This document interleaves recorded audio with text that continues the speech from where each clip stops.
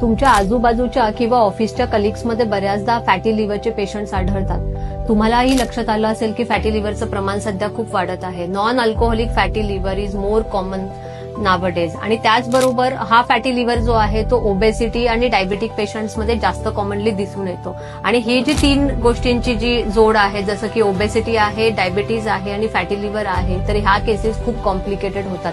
कारण ह्याच्यामध्ये liver inflammation खूप प्रमाणात डेव्हलप झालेलं आहे आणि ते एकापासून एक कॉम्प्लिकेशन्स निर्माण करायला सुरुवात करतात.